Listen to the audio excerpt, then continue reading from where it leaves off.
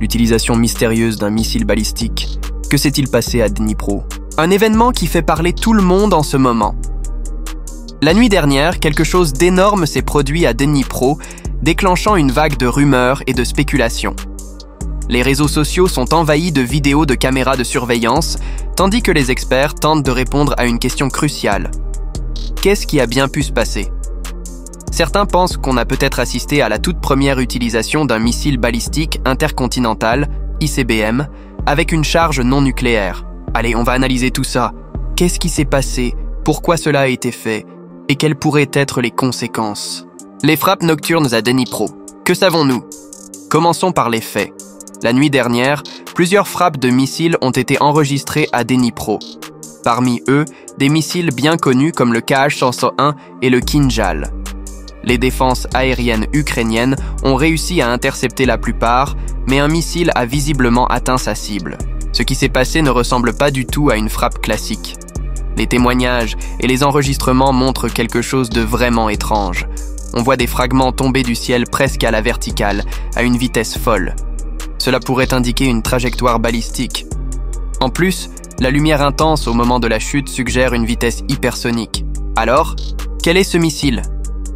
Certains pensent qu'il s'agirait du Tornado S, un système de lance-roquettes multiples russe avec une portée allant jusqu'à 200 km. Mais là où ça coince, c'est que ce type de munition a tendance à tomber sous un angle, et pas directement à la verticale. Du coup, cette théorie semble peu probable. D'autres avancent l'idée d'un missile balistique avec une charge à sous-munition. Et c'est là qu'une hypothèse bien plus fascinante entre en jeu.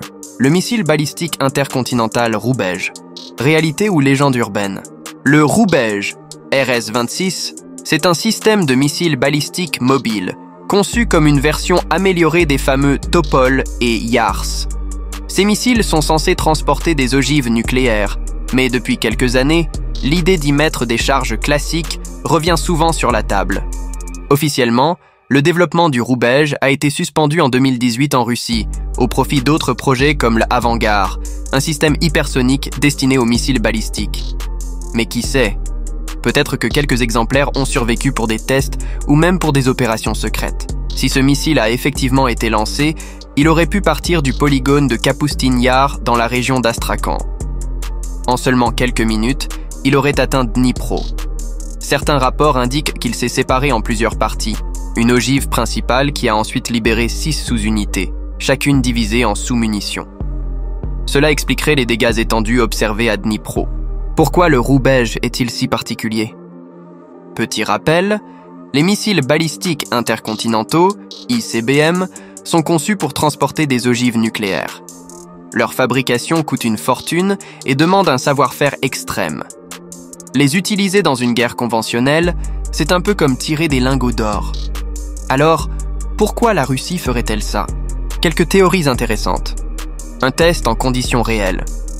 Peut-être que c'était un essai pour voir comment le Roubej fonctionne dans une vraie situation de combat.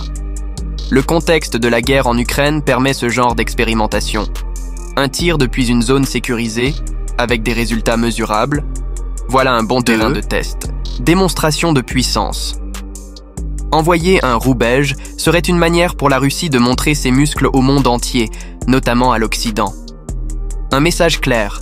Regardez ce qu'on est capable de faire et imaginez si c'était une ogive nucléaire.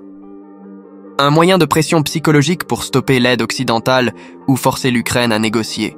3. Un bluff stratégique. Enfin, cela pourrait aussi être une manœuvre psychologique. Créer une peur diffuse, forcer les analystes à se poser des questions, semer la confusion. La Russie a déjà utilisé ce genre de tactique par le passé, en laissant fuiter des projets ou en exagérant ses capacités. Peut-on intercepter ce genre de missiles? Et maintenant, parlons défense. Les missiles balistiques intercontinentaux sont parmi les cibles les plus complexes à intercepter. Pour y parvenir, il faut les toucher pendant leur phase en haute altitude avant qu'ils ne libèrent leurs ogives. Des systèmes comme le Ta'ad ou le Hetz-3 israélien pourraient théoriquement y arriver, mais l'Ukraine n'en dispose pas. Une fois que l'ogive a largué ses sous-munitions, il est quasiment impossible de tout intercepter. C'est comme essayer d'attraper une pluie de balles. Que signifie tout cela pour nous? Si l'utilisation du Roubej se confirme, cela marquerait un tournant historique. Ce serait la toute première fois qu'un missile balistique intercontinental est utilisé dans une guerre conventionnelle. Un événement sans précédent. Mais pourquoi la Russie ferait-elle cela alors qu'elle dispose d'armes plus simples et moins chères, comme les Iskander ou les Kinjal? La réponse est probablement psychologique. Montrer qu'elle est prête à tout, même à utiliser son arsenal le plus avancé pour faire plier ses adversaires. Cependant, il est aussi possible que tout cela ne soit qu'une interprétation exagérée. Peut-être s'agissait-il d'un autre type de missile, ou même des fragments de munitions abattus en plein vol. Mais une chose est sûre, cet incident soulève beaucoup de questions. Et maintenant, qu'attendre?